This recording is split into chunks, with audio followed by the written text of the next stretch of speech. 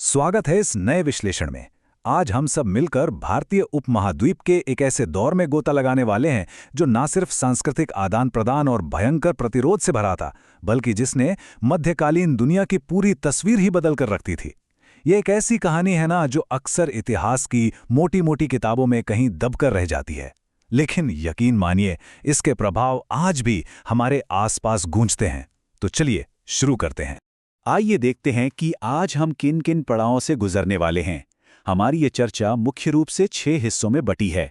सबसे पहले ज्ञान का आदान प्रदान, फिर 300 वर्षों का कड़ा प्रतिरोध, तुर्कों का उदय, महमूद गजनवी के आक्रमण, सोमनाथ और उसके अंतिम युद्ध, और आखिर में हम बात करेंगे गजनवी के समकालीन इतिहासकारों की।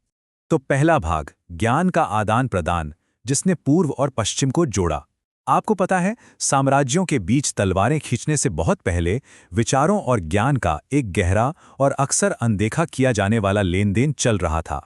एक ऐसा प्रवाह जिसने अरबों के जरिए भारत को सीधे यूरोप से जोड़ दिया था। अब देखिए, प्रगति हमेशा दो तरफा होती है। एक तरफ जहां अरबों ने भारत में ऊंट पालन, बेहतरीन नक्शे बनाना यानी कार्टोग्राफी, मानसून की सटीक जानकारी और खजूर की खेती जैसी बिल्कुल नई चीजें पेश की, वहीं दूसरी तरफ अरबों ने एक बहुत अहम पुल का काम भी किया।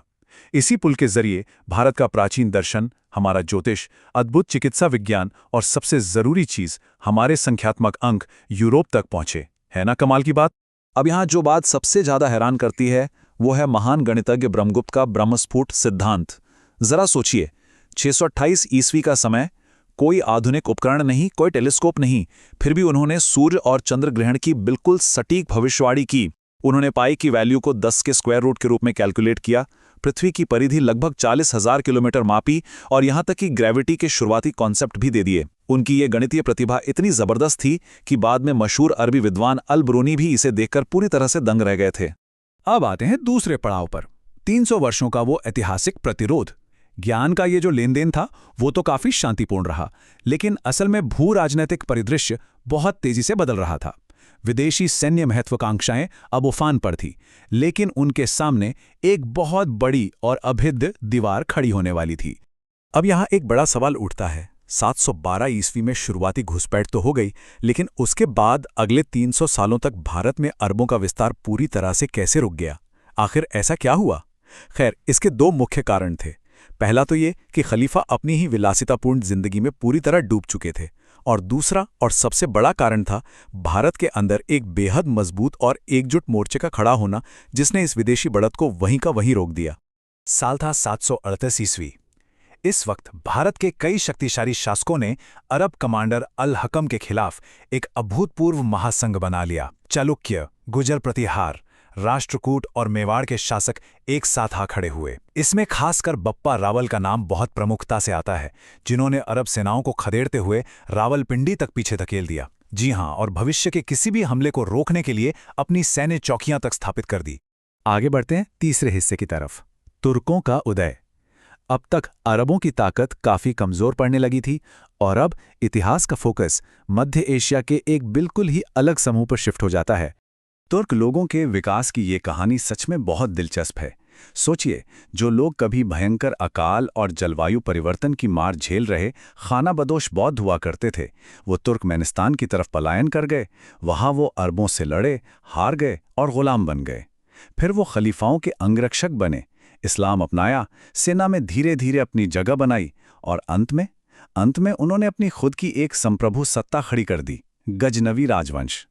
एक जलवायु शरणार्थी से लेकर संभ्रांत इस्लामी शासक बनने तक का ये सफर सच में किसी फिल्म की कहानी जैसा लगता है। तो इसी वंश का सुबुक्तगीन भारत पर हमला करने वाला पहला तुर्क बना। लेकिन असली तूफान आना अभी बाकी था। वो तूफान था उसका बेटा महमूद गजनवी, जिसे खलीफा ने इतिहास में पहली बार आधिकारिक तौर पर सुल्तान की उपाधि दी। गजनवी को यामीनुद्दौला यानी साम्राज्य का दाहिना हाथ कहा गया। उसके अपने दरबारी इतिहासकार उद्बी की माने तो गजनवी के इन हमलों के सिर्फ दो ही मुख्य लक्ष्य थे। पहला बेहिसाब दौलत लूटना, और दूसरा अपने धर्म का प्रसार करना। चलिए अब बात करते हैं चौथे भाग की, महमूद गजनवी के आक्रमण। यहीं से इस सैन्य युग का चरम शुरू होता है, जहां भारतीय उपमहाद्वीप को एक के बाद एक कई क्रूर और खौफनाक हमलों का सामना करना पड़ा। जरा इस संख्या पर गौर कीजिए, 17 बार। जी हां, इतिहासकार हेनरी इलियट ने इस आंकड़े को दर्ज किया है। गजनवी ने भारत पर एक दो नहीं, पूरे 17 बार बड़े हमले किए। ये संख्या ही अपने आप में उसकी विशाल सैन्य ताकत और हमलों की उस भयंकर जिद को बयां करती है। ये सिलसिला शुरू हुआ 1001 ईस्वी में वहिंद के युद्ध से, जहां उसने हिंदू शाही राजा जयपाल को हराया। फिर 1005 में मुल्तान और उसके बाद 1018 में मथुरा और कन्नौज में भारी तबाही और लूटपाट मचाई। नगरकोट और मथुरा के शानदार मंदिरों से इतनी दौलत लूटी गई जिसकी हम और आप कल्पना भी नहीं कर सकते। लेकिन याद रखिए, इन सब के बीच उसे कई जगह एक खंडित ही सही लेकिन बहुत ही भयंकर प्रतिरोध का भी सामना करना पड़ा था। असल में उस समय भारत का रक्षातंत्र कायरता और अद्भुत बहादुरी का एक अजीब सा मिश्रण बन चुका था। एक तरफ कन्नौज के राजा राज्यपाल थे जो बिना लड़े ही मैदान छोड़कर भाग गए, जिसके लिए बाद में विद्याधर चंदेल ने उन्हें मौत के घाट उतार दिया। और वहीं दूसरी तरफ खुद विद्याधर चंदेल थे, जिन्होंने कालिंजर के किले की इतनी मजबूती से रक्षा की कि गजनवी को मजबूरन उनके साथ संधि करनी पड़ी। और हाँ, अजमेर के चौहान राजाओं का तो क्या ही कहना। उन्होंने गजनवी को युद्ध में इतनी बुरी तरह हराया था कि उसने कसम खा ली थी कि वो अब कभी भूल कर भी अजमेर के रास्ते से नहीं गुजरेगा।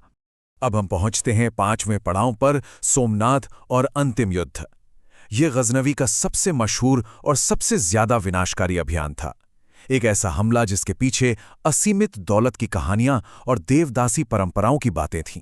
अब वो जो चौहान राजाओं से उसे हार मिली थी ना, उसका खौफ गजनवी पर इतना ज्यादा हावी था कि उसने गुजरात पहुंचने के लिए एक बेहद ही खतरनाक रास्ता चुना।